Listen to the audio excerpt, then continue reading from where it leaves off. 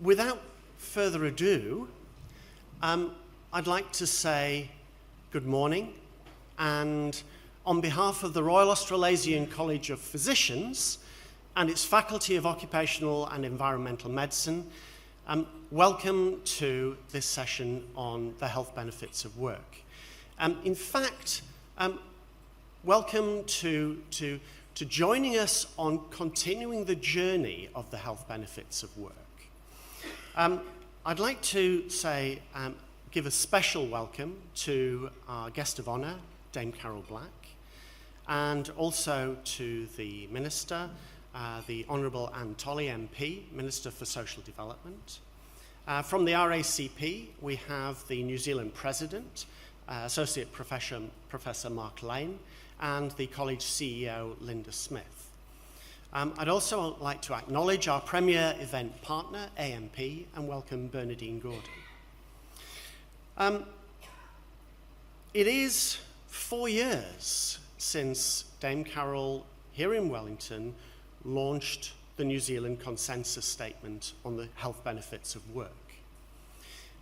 The fact that so many of you here today actually have been with us on that journey since that time and remain so is testimony to the importance of the consensus that we reached on that day, and also the recognition that we have of the importance of getting this right and the implications for society in New Zealand if we do. So that's what today is about. It's about reviewing where we've been over that 4-year period, finding out what's happening in the UK and the international perspective, and then looking forward to what we need to do in the next stages. Before we ask Dame Carol to give us her further thoughts and experience, I'd like to ask the Minister, Honourable Tolley, if she would come and formally open the meeting.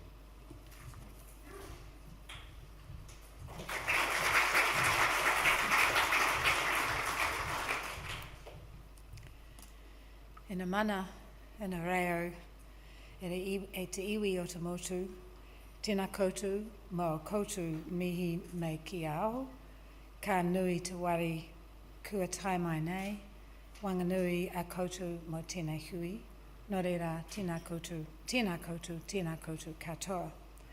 Good morning, and thank you very much for the invitation to join you this morning. And can I say at the start, how disappointed I am that I do have to speak and run. Unfortunately, I have to present a paper at a Cabinet committee this morning, and it's a very important paper, and I have to leave straight away. So I would very much have liked to have stayed, particularly, I can acknowledge Dame Carol Black, I would particularly have liked to stay and hear her. Look, we all know that people are better off in work, because not only does it put money in their pockets, but it gives people a purpose, a drive, and it promotes their own sense of self-worth. And New Zealand has one of the most generous welfare systems in the world, and we are very proud to be a caring society. That's part of whom we are. But despite all the best intentions, before this government brought in the reforms of the welfare system, it was not working as it should, and too many people were being trapped into a life of dependency. And the implementation of these reforms, probably one of the most ambitious programs of reform that I've seen, other than the UK, which is, I have to say, almost a blank piece of paper and start again, and will take years to achieve, has been a great success.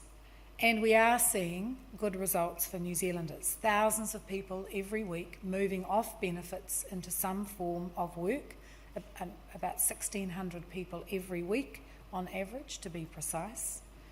So now we want to take the time to focus on people who have even greater barriers to employment. And I think we all know that the government should and does always provide social welfare for those who need it, but it needs to be a safety net and not a trap. For those people that are looking for a hand up, we all want to help.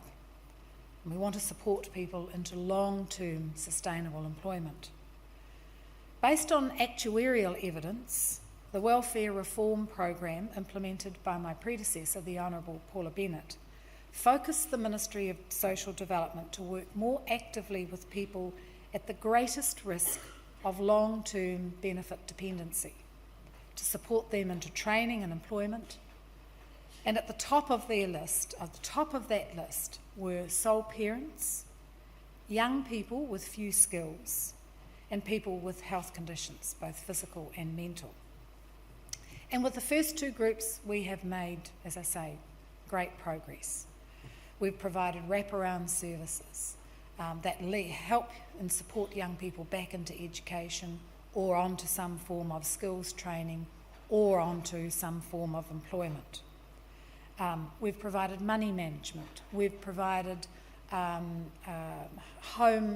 stable home environments, particularly for some of our very young sole parents.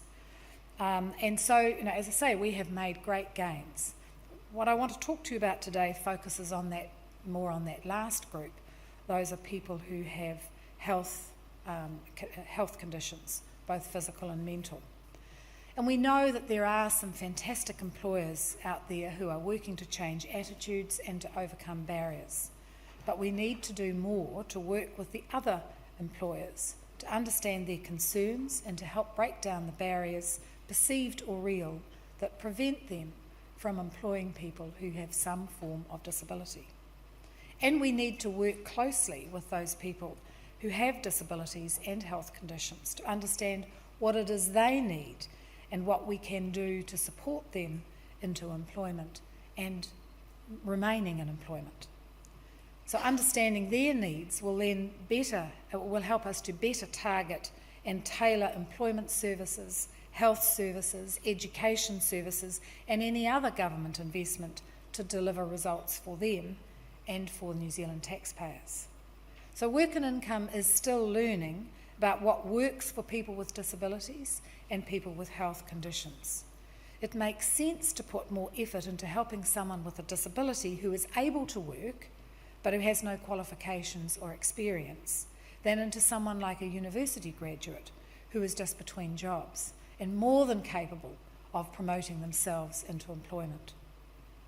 It makes sense, and the long-term liability model shows us that we're putting our focus where it will have the biggest impact, both for our communities and for the taxpayers who are funding the welfare system. Now, we also know that the longer that people remain out of work, especially because of disability or illness, the less likely they are to return to work and the harder it is to support them back into work. But our system has been failing people with disabilities and those who have a health condition by assuming that their condition automatically means they are not able to work. So the new approach to working with disabled people and people with health conditions recognises the benefits of work and focuses then on what a person can do, what they are able to do, rather than what they can't do.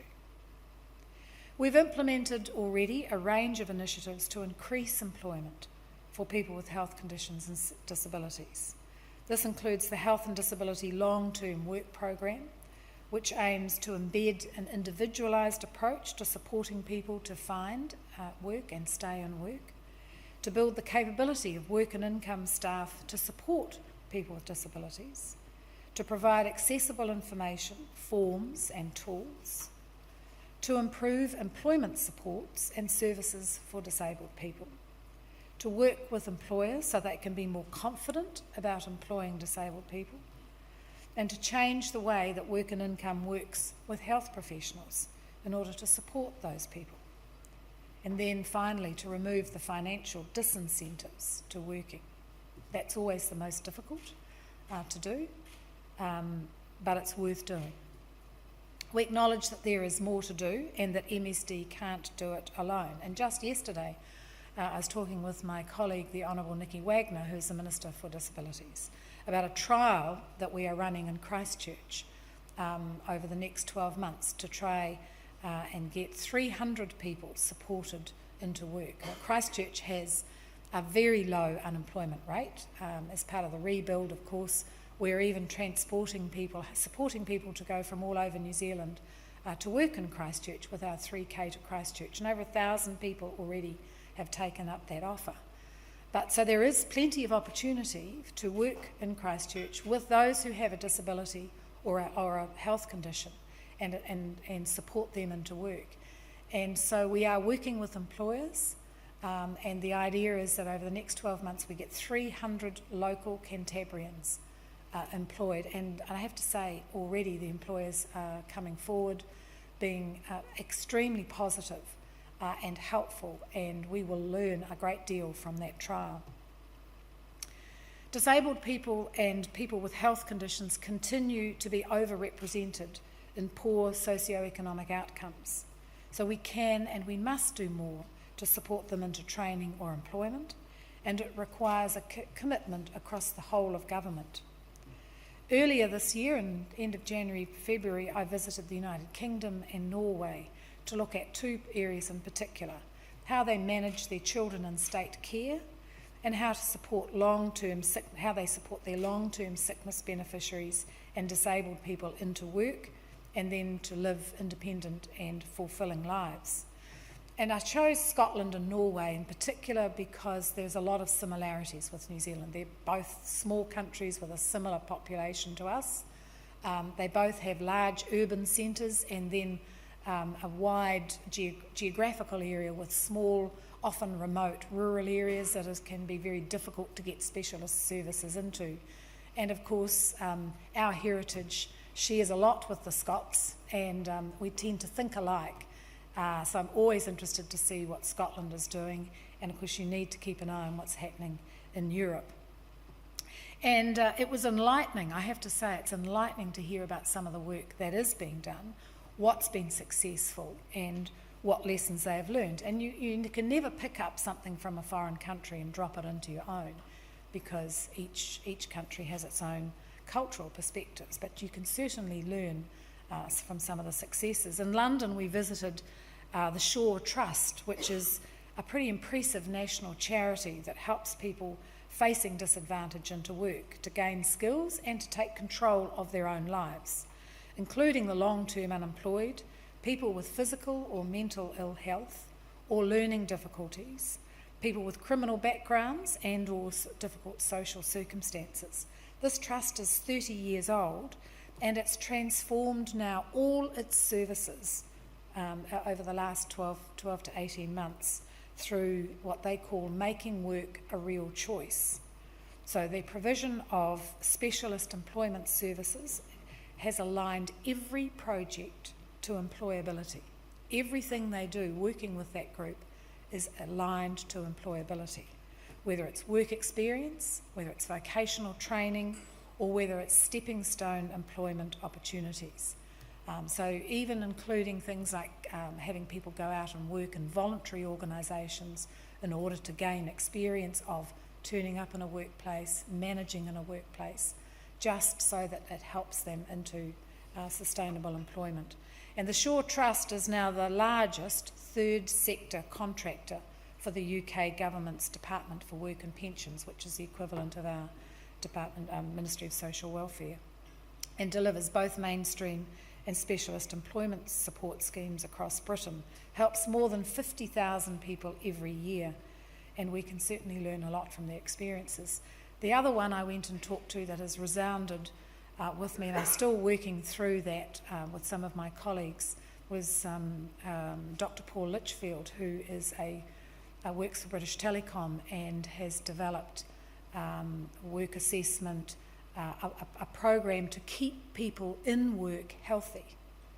And of course British Telecom is a huge employer, and he's employed specifically to do that task, and has a huge piece of work that has revolved, as he says, mainly around mental health, anxiety and depression.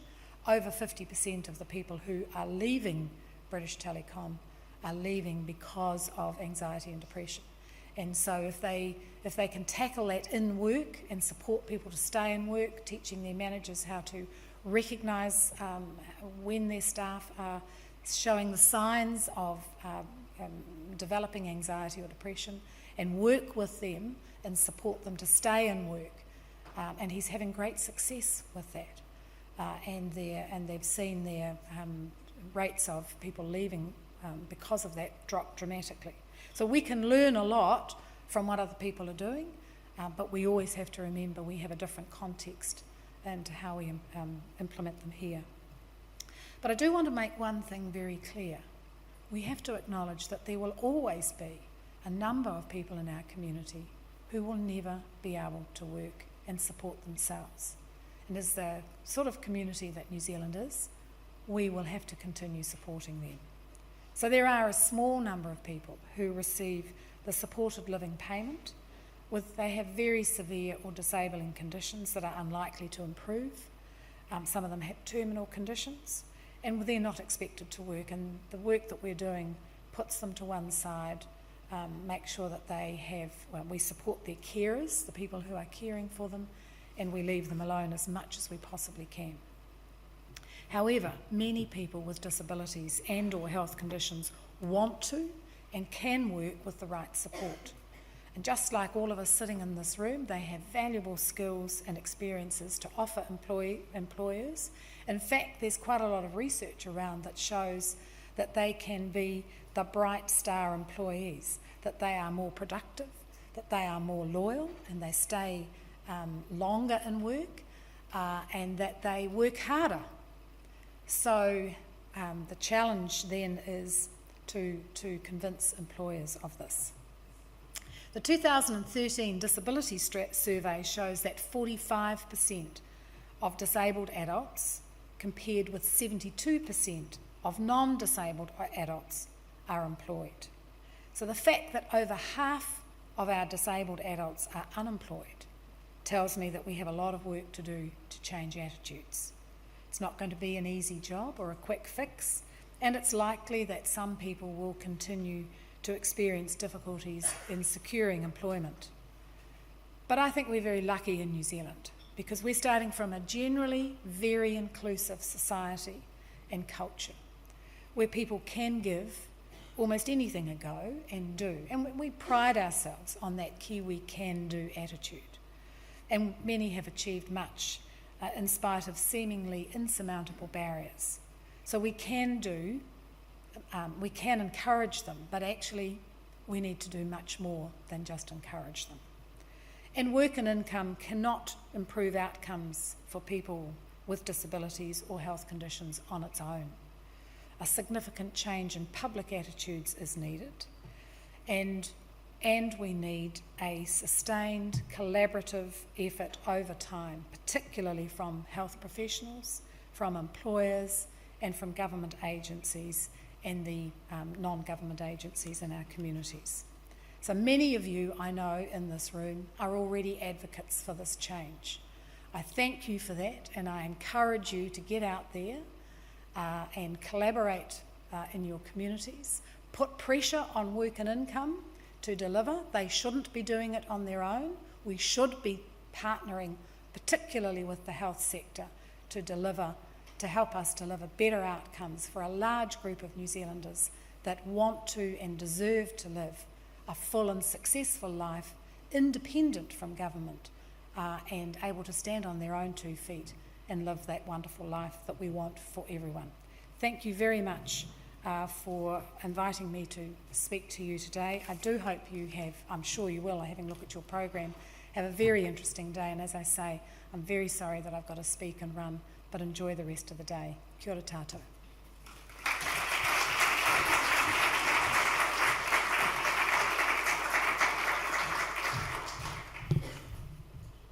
Thank you very much, Minister. Thank you for sparing time in your busy schedule. I know you have to head off to Cabinet to deliver a paper. Very interesting to hear how much we're looking to what's happening internationally to learn from them as to how we can do things better. I think equally important to see what's not working internationally so that we can learn that lesson and not have to make the same mistakes. It was talking to Paul Mackay from Business New Zealand this morning that reminded me of the journey that we've been on. because the journey actually started 12 months prior to the launch of the consensus statement by Dame Carroll 4 years ago, with the launch by Professor Sir Mansell Aylward of the original position statement realising the health benefits of work, which looked at the international evidence showing that long-term worklessness is very harmful to health, and that actually generally work is good for your health. In fact, the faculty is now looking at the evidence that suggests that it actually should be good work that's good for your health. So we're actually looking at revising the title to the health benefits of good work. Paul was on the panel discussion at that first launch 5 years ago. And I also vividly recall the conversation I had with Paul when I asked him to join the panel.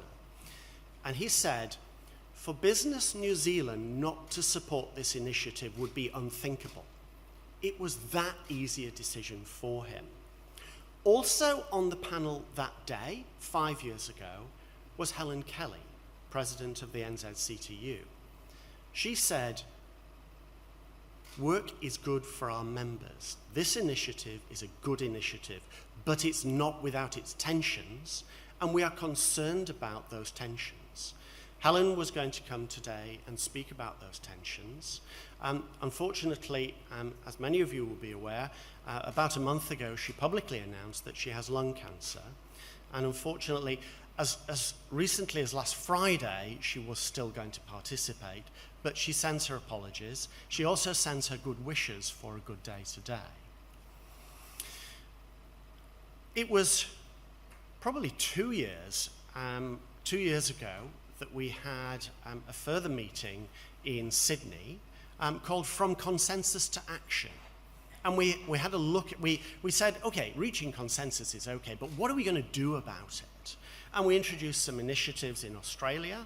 And last year, this time last year, Dame Carroll came out to Australia to a Health Benefits of Work Leadership Forum, which was led by our partners over there, Exchanging, and one of the Health Benefits of Work champions. The Minister talked about advocates for change. Well, we have one of those advocates for change, one of those champions here with us today. Suzanne Jones was a driver for that to occur.